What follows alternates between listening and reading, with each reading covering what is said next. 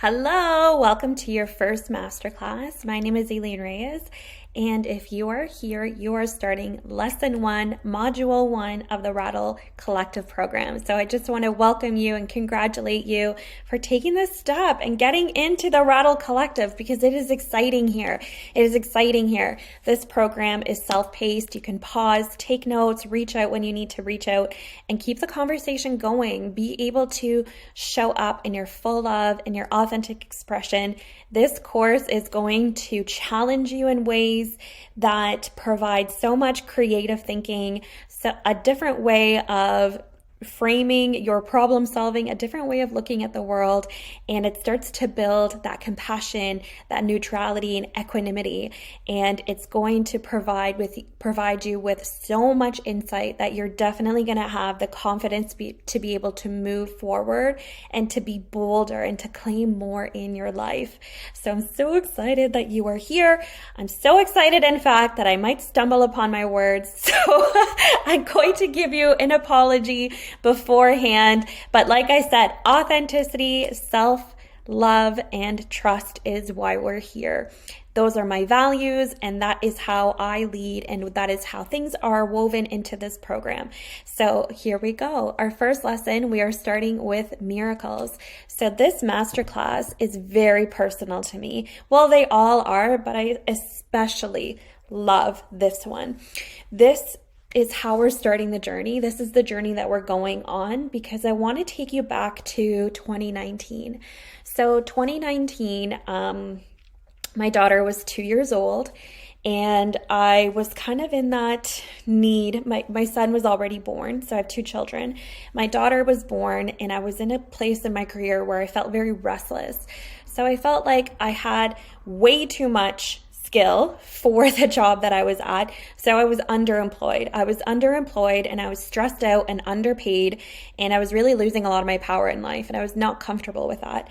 So I was all over the job boards looking for places to land so that I could start to build the life out for myself that I desired. And being someone that takes their work very seriously, I went about it this way. So I was very unhappy at my corporate job. I was reviewing records requests for youth mental health records, very cerebral work, and the exposure to that level of material was a lot, having 2 little kids at home. So I decided, okay, I need to do something bigger and better, but how do I get there? So I started, like I was saying, I was going through all the different job boards, and an opportunity came up for me to go work for the federal government. This was like the moment in my life and my career I had been waiting for.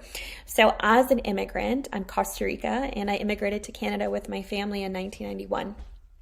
As an immigrant at that time, I was very impressed by the support that we received from the government of Canada. And my mom was also very impressed by it, and so was my dad.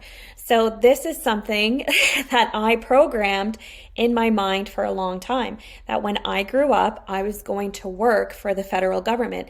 And it would be this kind of like really beautiful full circle moment where I went from being, a person from a family that was in need to being a public servant and helping the public. So I had this big vision that this is the way things were going to be. Did I look into what it would be like? Did I know if I would still feel the same way when I got there? No. Did I even consider if other people would have the romanticized version of this employer that I had? No. I just stuck to my vision and I moved forward. So when I had the opportunity to interview and to make my way into the federal government, I lasted 4 months. 4 months. It was the shortest tenure I've ever had at a job. It was the most painfully difficult job I've ever had in my life in terms of how emotionally destructive it was. I was paired up in a group of people that were just not Elaine fans whatsoever. My positive attitude wasn't received well. My previous experiences were not received well. The fact that I was pretty educated for the position, again, wasn't received well either. And the fact that I always had ideas about how to improve things really pissed off my colleagues as well, because I was inspired and wanted to take action, so I would lead on that. That felt normal to me. And in an environment that is unionized, it's like cutting corners, right? But I didn't think of that whatsoever. I just thought, oh my God, I see all these pieces fitting together. I'm going to present them, and then there's going to be this big thing. I didn't know that my way of applying my analytical skills and the way that I was using that tenacity that I have was going to bite me in the ass. So while I was working away on solution building, my colleagues had another plan of how to get me out the door. So they made my life very difficult and very miserable. So at the same time, I was dealing with a back wave of PTSD. So I call it a back wave because PTSD like rises and falls in cycles, right? Like we were never really in the clear of PTSD. Because once something has happened, you know, we could be living our lives, and then all of a sudden we get knocked over because there's this wave of remembrance and the trigger continues. So it's almost like we spend our lives like traveling that iceberg of like knowing what it is, and then there's so much more associated to it because PTSD like really gets to the root of all of our traumas, and it like coils it all together, and it suppresses so much of our light and so much of our energy that we're not even really actively aware of it. But let's put that to the side because that will come up in another point.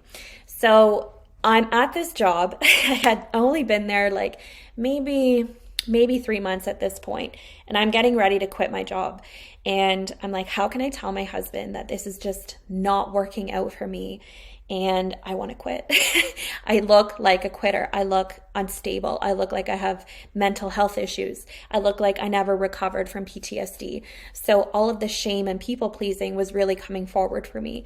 So I just kept pushing and going to this job that was really causing a lot of misery for me. And then one day something happened that was just extraordinarily terrible and difficult. And it was like the marked departure for me. It was where I was like, I cannot people please my way through life when these feelings are very real, when these fears are very real. Like this, I'm worth more than this. This cannot be it for me. But where do I go? Like, how does this look on my resume? I was at mat leave, and then I was at another job for a year, and now here for 3 months, and I'm leaving the federal government, the job that I had desired the most and manifested. What is wrong with me? Why am I like self-sabotaging? Am I not likable? So then the ego is coming in. So I remember that one night, particularly bad episode of PTSD, self-worth, non-existent, out the window, questioning life, and just really struggling with it because having a 1-year-old daughter plus, a 6-year-old son and a husband and my life on the outside was pretty good. It was pretty good. I'm like, why do I feel like I don't belong? Like I should be past this by now. And I remember a particularly low moment. I was sitting by my bedside and I just held my hands and cried so hard. It was so hard that like the blood vessels in my face ruptured and this was all purple. I remember I looked like a goblin after I cried. And I was just like, please, I was just begging for any miracle, anything at all, like anything that would provide me a symbol or some sort of synchronicity that's like, it's okay, Eileen, you can move on. You don't have to be so hard on yourself. You can say, you know what, this didn't work out for me. It's okay. I was just looking for some sort of validation for me to be able to move on. So what did I do? I started to hit the job boards again. I went back to what I knew what to do. So I don't know if that made sense. So I went back to the job boards and I just thought, I'm not going to do my job search how I normally do it. I'm just going to think about what is the one thing that I am inspired to learn about? What is the one thing that I really love?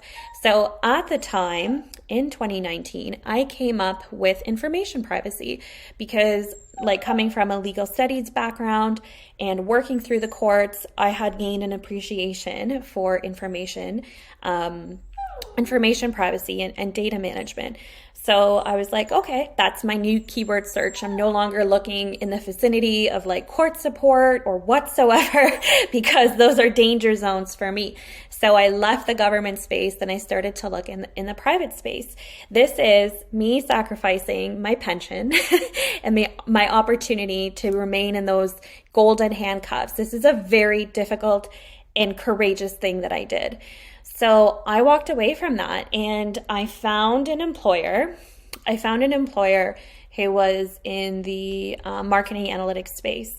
And I had submitted my application, and they were looking for a contracts administrator. No idea what that is, but I know that I'm sharp. I know that I'm analytical. I know that there's transferable skills here, and I can wing the interview. No problem. I was just applying to anything.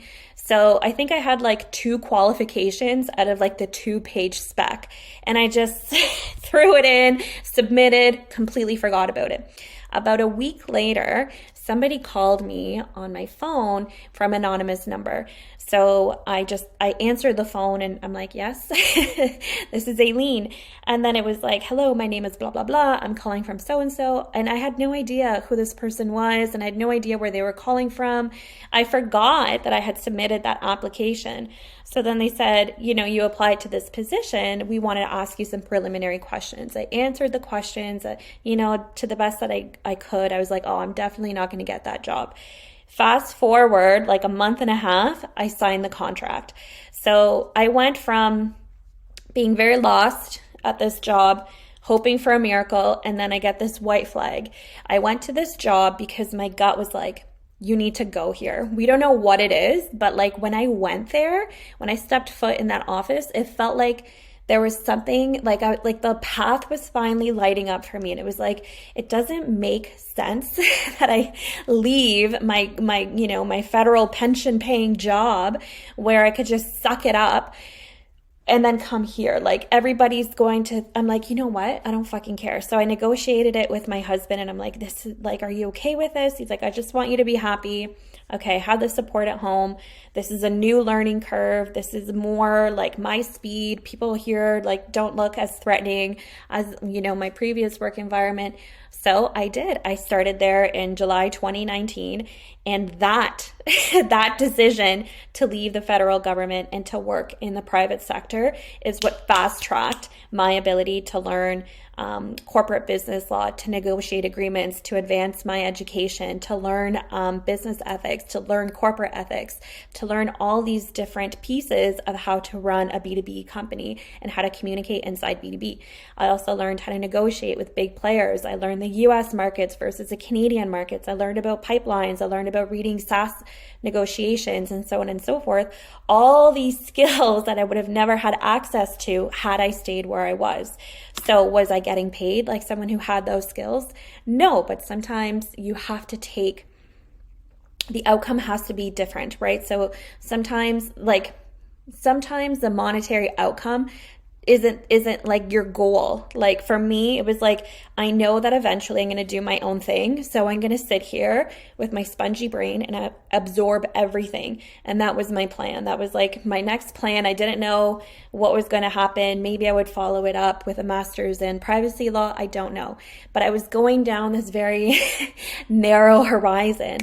And what I didn't know and what I didn't anticipate would be like, the culture, the corporate culture was so different from what I was used to. There was a lot of polished people there. Not to say that I wasn't working with polished people before, because I was. My former staff was judges, lawyers, policy writers, so high academia. This was a different type of academics. This is data scientists. This is programmers. This is analysts. Their minds are different. So I went from working in a highly communicative space to working with a lot of introverts. So it was my job then to learn how to speak their language. So I had to take very technical information inside of a contract, convert it, and then explain that to my clients. Those are all miracles in action. Those are all opportunities that lit up for me from following one light bulb moment. So when we think about miracles, I don't want you to have your mind wander and get too lost in things like you've seen in religion, where, there's like, there's a miracle ointment, or there's, a miracle touch, and then there's healing. There's different levels of energy work that can work the miracle conversation as well. But for the purposes of starting Rattle, for the purposes of where you are in your journey, I don't want you to believe that a miracle is like this far away thing that isn't available to you, because that's not true. Miracles are coming at us 24/7, all the time, all the time. The thing that's different, and the thing that you're going to learn while you're in this program, is a projection. So when we are so conditioned, when we are set in our ways to looking at life, we miss the miracles, right? The miracles are coming at us and they go boop. We bump them out of the way. We bump them out of the way. We reject them because our minds are closed, because our auras are closed, because we haven't opened up our mind to possibilities that things could be different. We haven't learned how to train our eyes, how to open up our heart, and how to like really tune into our intuition to know when an opportunity is coming, when a miracle is coming, when to ask for a miracle, and how to look for a miracle. So when I say this story that I had just told you, when I say the miracle was like applying for that job that just happened to be there, that moment that I was praying for a job, because like, who knows how long that would have been posted for? Who knows who else would have seen it? Everything had to line up in order for that to be available for me, for that to be my door, for that to be my window. So that is a miracle. It's not going to come out and be like, hey, it's not going to knock you on the head and say, I'm the miracle, I'm the thing. You have to be able to trust yourself and open yourself up to the possibility that that could be the thing that's going to unravel your path, that's going to create the path forward. And all of a sudden, all the lights are going to turn on and you won't meet that resistance, or you'll meet that resistance, but the lesson will come quickly and you'll be able to keep moving and moving and moving and moving. That's how you can use miracles to work on your behalf.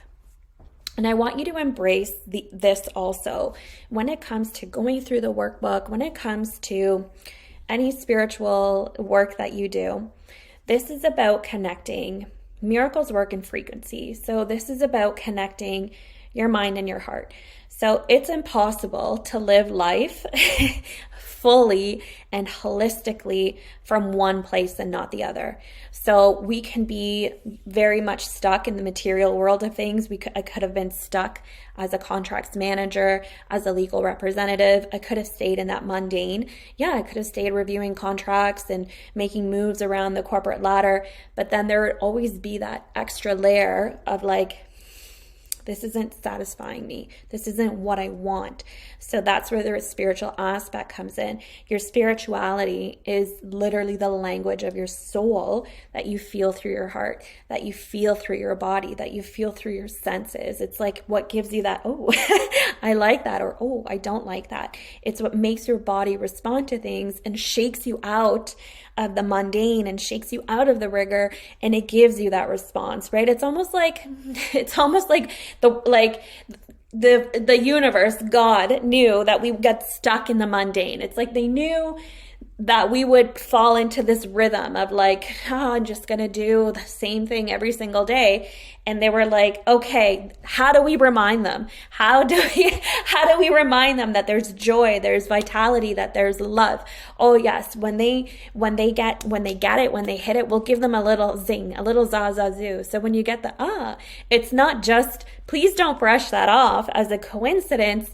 That's like, that's your body activating that next resource for you, that next level. So when we think of miracles, I want you now to just take it in, right? Take it in. And lesson number 1 here is awareness. Lesson number 1 is always awareness, because the moment we stop going about life like this, not paying attention to that, or that's that's too woo-woo, that's a coincidence, that's nonsense, I won't look at that. When you keep the blinders on, you are keeping your world small. You are saying, I'm okay to be in this box. I'm okay to sit inside of this limitation, but you're not. Nobody's actually okay with that. It's just that they don't know how to widen that perception and come home to themselves and to be like, oh, okay, well, I did see that dog 3 times. What could that represent? Or I saw these numbers showing up. What does that mean something? The moment you start having fun with life is the moment you start going, did that mean something? Could that mean something? Because that curiosity is activating a higher level of frequency for you. It's going, let's get out of like the programming that we have here and go way back to the imagination. When we can go to the way back, I call it the Wayback Machine. I don't know if you guys have seen that movie. Oh, what is it called? It's a great kids movie. It'll come back to me by the end of this. But when we can go into the imagination space and open up and be like, wait a minute, I used to get gold coins from so-and-so. You start to connect the dots. When you start to connect the dots, those are miracles, right?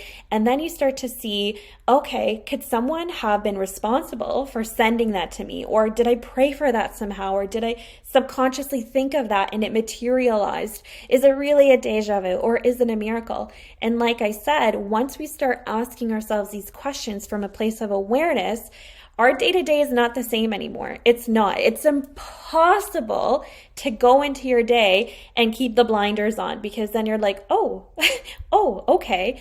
That is fun. That's how spirituality, self-development, that's how the whole thing becomes like just such a ride, because then you're like, will that happen to me if I go here? Will it happen to me if I go there? Oh, I saw flowers. Does that mean I need to go to an orchard? Maybe.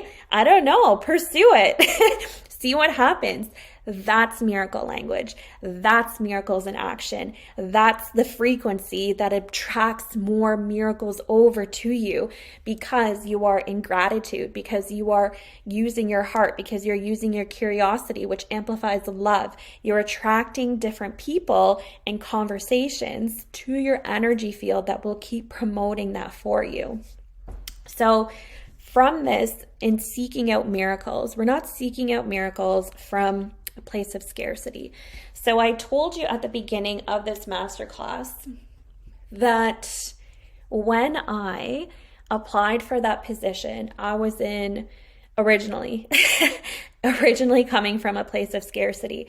So I was at, my older job. So when I returned from mat leave, that corporate job's reviewing the application requests, when I took that job from a place of scarcity.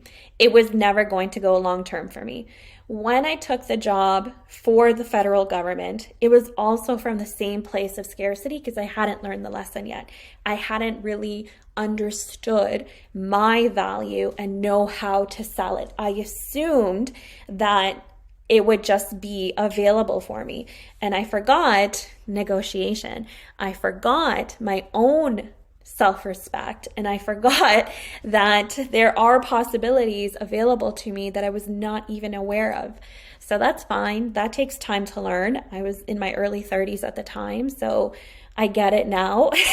I know why I had to learn that lesson so that I could be here talking to you about it and have a smile on my face. Because, we go through these lesson cycles and then we come out on the other side and we're like, oh yeah, that's why that was supposed to happen. It's a miracle. I'm still standing, right?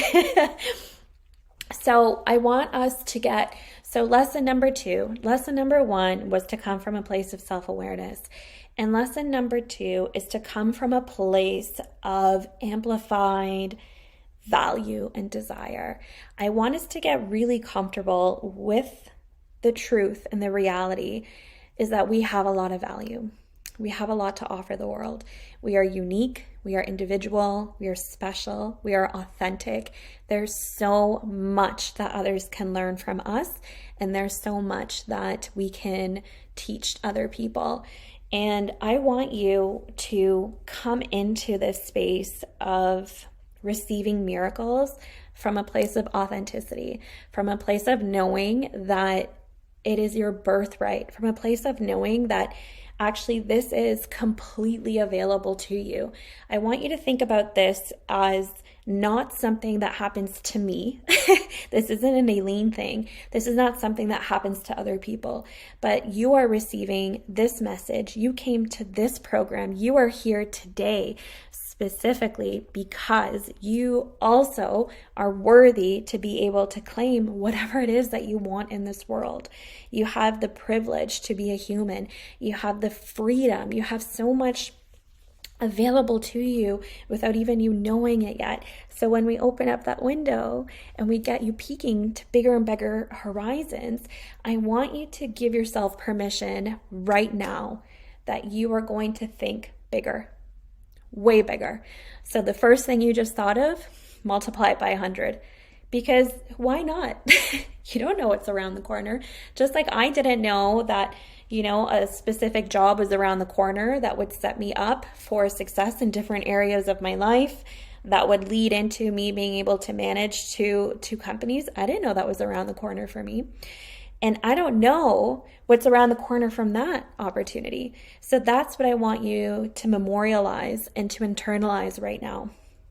You have every bit of a right, as I do, as your neighbor does, as your friend does, and anybody else who's willing to open up their horizons to be able to achieve their highest potential. Do we get to the highest potential immediately? No. That's why we're here in the Rattle Collective, because we learn together that by shedding a layer, each new skin that we're in offers new opportunities. There's new miracles. There's more expansion, more horizon. And that's what the rattle is all about. The rattle is that okay, it's time to move on to Act 2. What is happening in Act 2? And to be okay and comfortable with that rhythm, that skin sheds, we come in, we get a little bit burned, we get used to things, the cycle repeats, okay? We're in this constant evolution. So that's why, we have the snake as our symbol friend representing the Rattle Collective, because actually snakes have a lot of healing properties. And this is what this course is about. It's about promoting self-healing from the inside out so that we can get you set up for those limitless potential conversations. And everybody's limit of where they want to play, everybody's vision for themselves is different. My vision for myself in 2021 is not what it is in 2022. 2021 Eileen would have never said that I would be here doing this. 2021 Eileen was still trying to figure out how to repair her marriage. 2021 Eileen was still trying to figure out how to lose the 30 plus pounds that I gained from my pregnancy 4 years prior. Still trying to cope with endometriosis, had no idea how to activate the miracle energy in my life. 2022 Eileen is going to work out 4 to 5 times a week, enjoying her marriage, doesn't suffer from endometriosis and PCOS symptoms anymore. These are miracles that I found my way into by activating my desires. So I had to first remove that layer of limitation. I had to say to myself, and this is exercise number 3, and you'll find it in the workbook. I had to say to myself, how can I visualize this without self-sabotaging? Even self-sabotaging my imagination I had to work on, because it was so disciplined to keep me small. So you might be feeling the same way, where you're like, I would love to live in a $2 million mansion, but how? No, everybody would, right? But don't get lost in the how. I want you to remember that your imagination is your landscape of possibilities. And the more comfortable you feel in your imagination, the more it's going to happen in your material world. If you can't get comfortable in your own imagination, where you're sovereign, where you're free from judgment, well, the work is not going to be able to really be fruitful for you.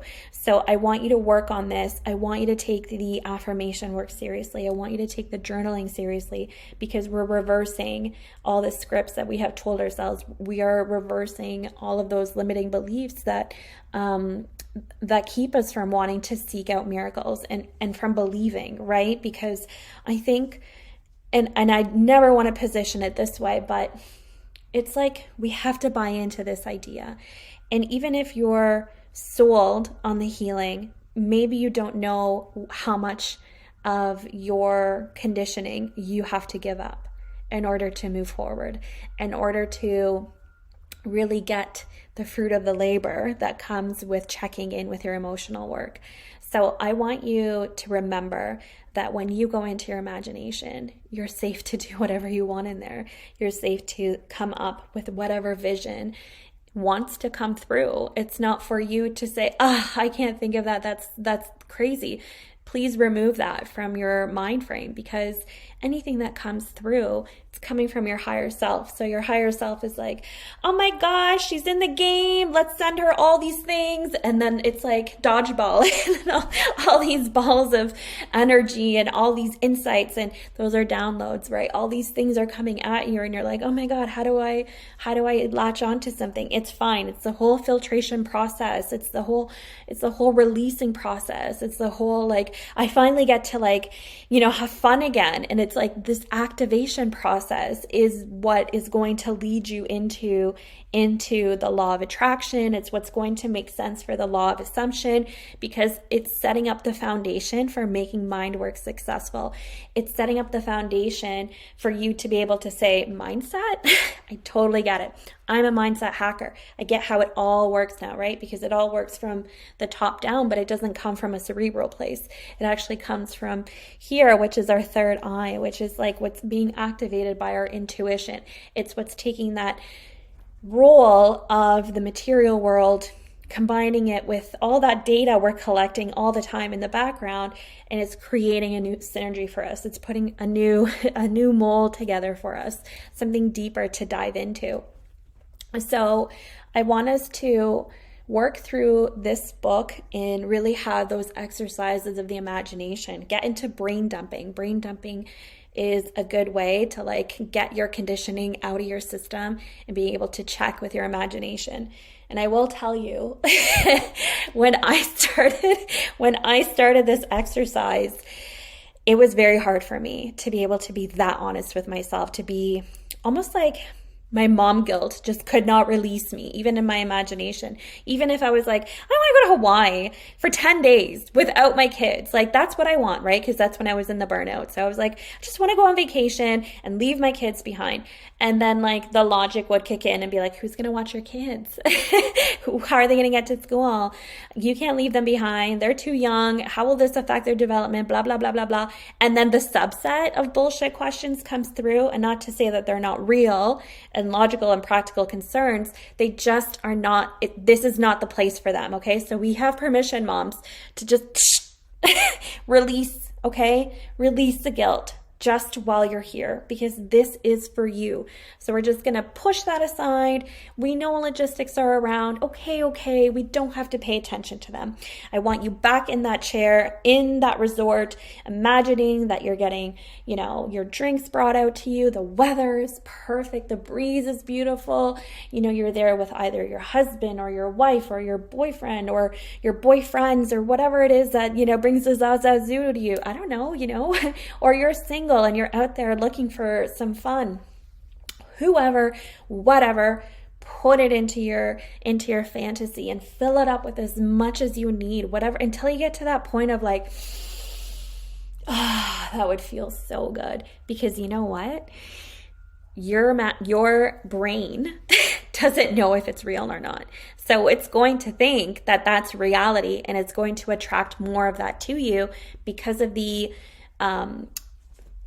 because of the physiological changes that took place in your body. It's just like when you stump your toe on a table, your body remembers what it feels like to stump your toe. So, like, believe it or not, we self-sabotage around tables constantly. That's why we build that reflex around corners, or we're kind of like extra careful. And that's where that comes from that, like, that cognitive space in our brain that, like, that puts in those that association cortex. So this is how we're going to master and hack the law of assumption, and how we're going to hack the law of attraction to make it something that is you're sold on, to make it something that is actually consumable. First, we do the play and the imagination.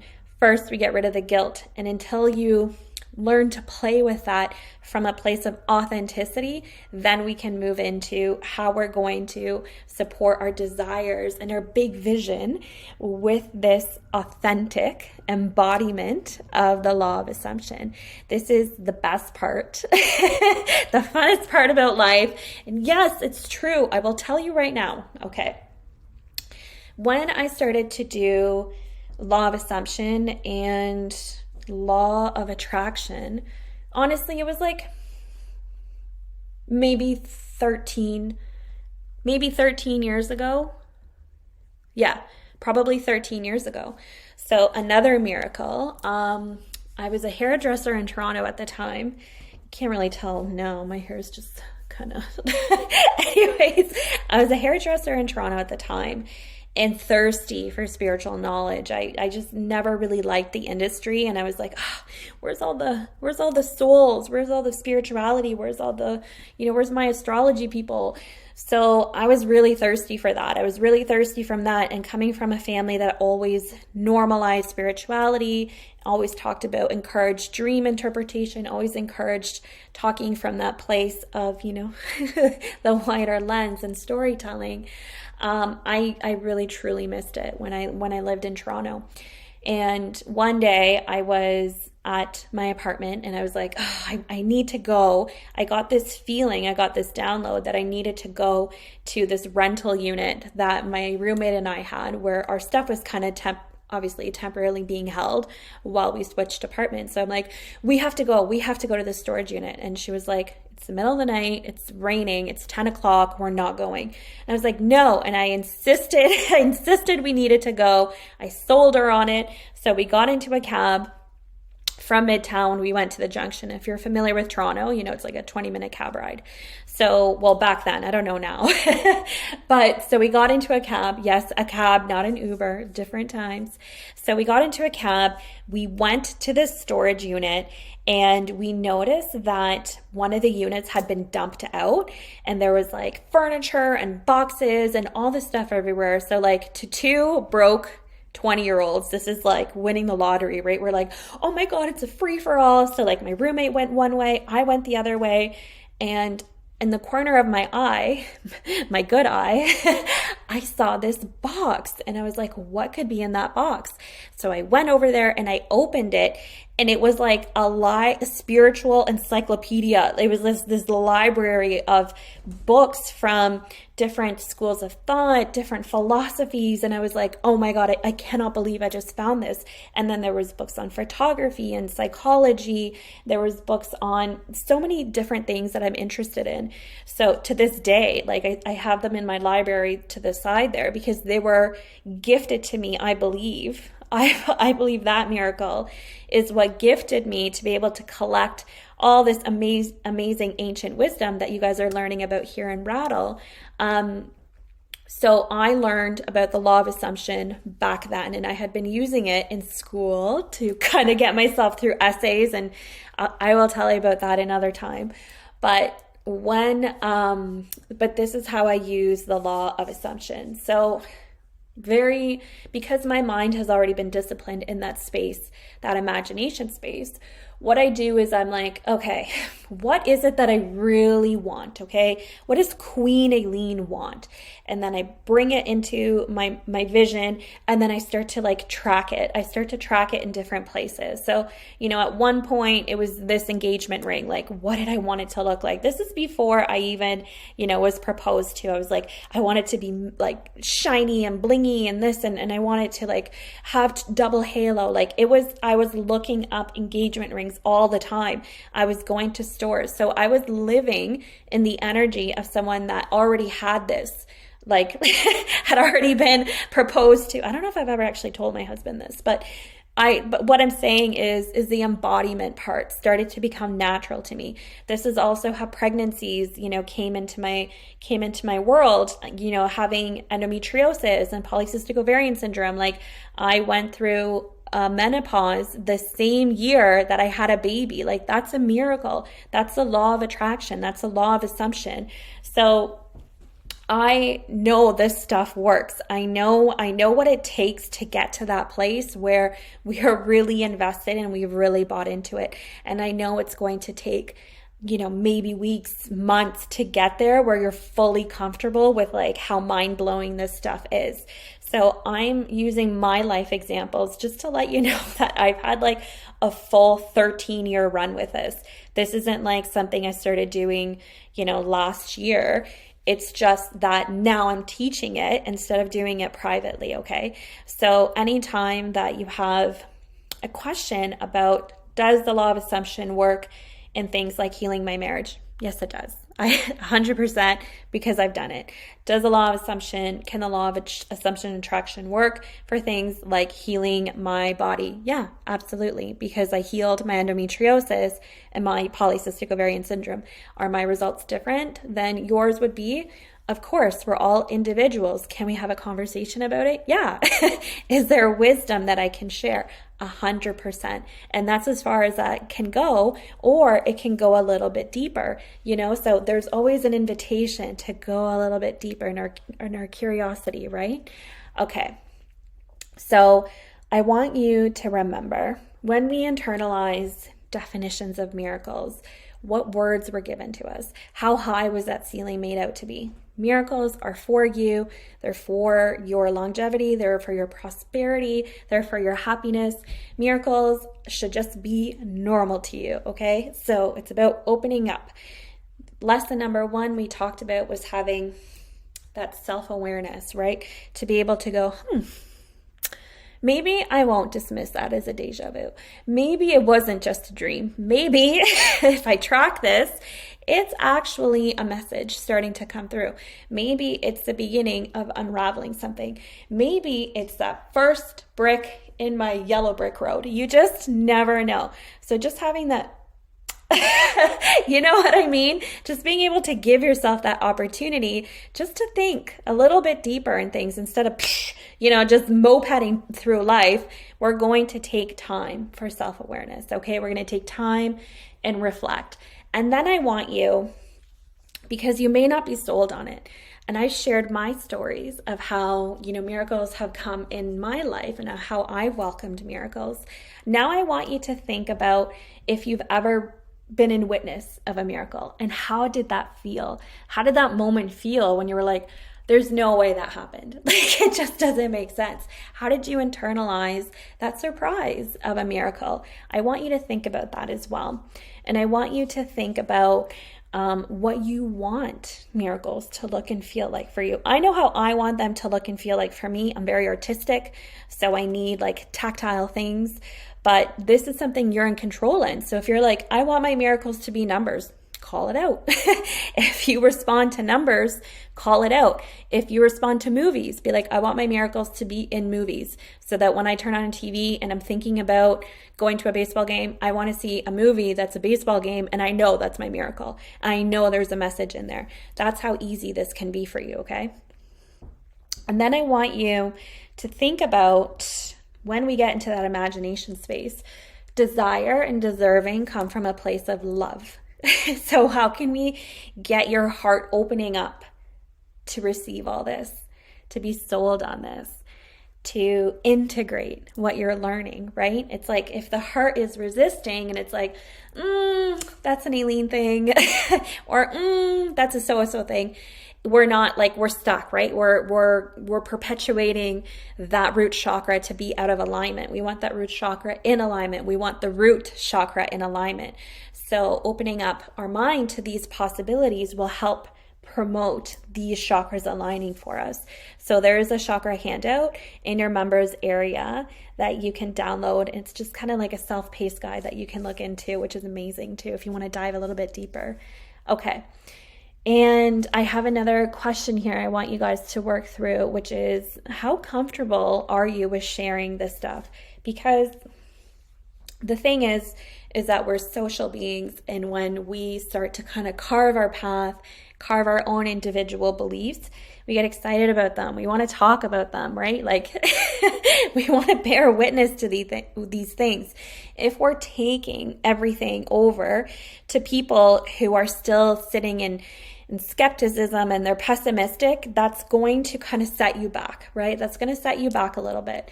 So before, moving forward or before thinking about how you want to integrate this new stuff that you're learning, think about how you can protect your boundaries and think about how you can start to help people see that you're moving forward, right? You're moving forward and you're moving towards new new expression in your identity and how to make that safe, right? So there's ways that you can go about, letting your family know whether, you're going to be taking on different practices like meditating, or you're going to be doing saging in the house.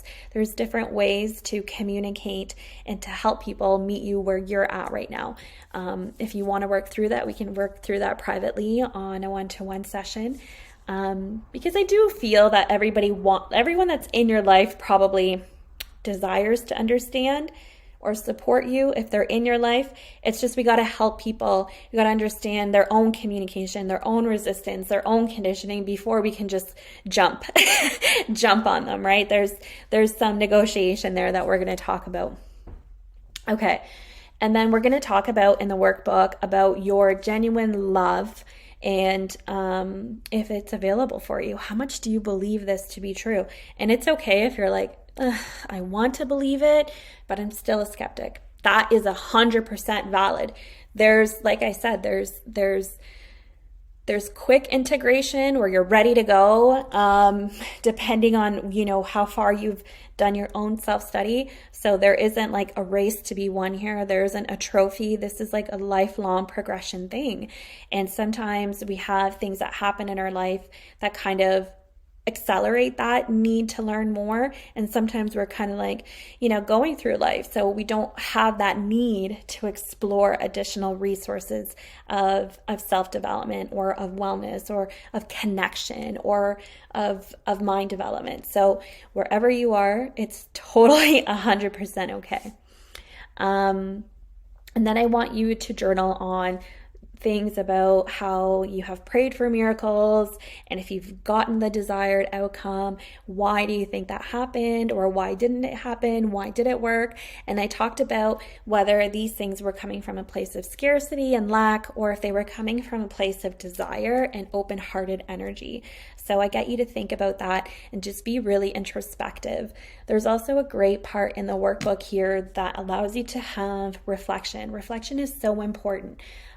This masterclass was very much a reflection of what I've been doing, all the way between 2019 to now to 2003. So we kind of like went on a little bit of a journey there. And I want you to go on your own journey and think about how you have had miracles. I want you, if you're already like, yes, I already know, and you got some examples, that's amazing. So think about, if you're coming from a place of like, this has never happened for me, I want you to really get creative and really think about those moments of adversity. I want you to think about when you had a stranger, like even give you a seat on the bus. That's a miracle. Even when the phone company has corrected and adjusted your balance, that's a miracle. I want you to just pull it back and really think about it, because every person on this planet has had miracles. Your birth, your existence is your number one miracle you've been in witness to. So put that on your sheet right away. And that you're here is another miracle. So I want you to remember that your intuition is your inner guide and it's your authority. And when you're able to bring those synergies together, the desires and the miracles are really going to start to pop up and come through for you. So I want you to go get into the workbook now and start jotting down your reflections. Let me know how it is for you. I hope you enjoyed this masterclass, and thank you for coming through. Don't forget to book your individual one-on-one sessions so we can get your energy reading done, and it will help support a lot of these introspection exercises and anything else you have moving forward. So thank you, and I'll see you guys soon.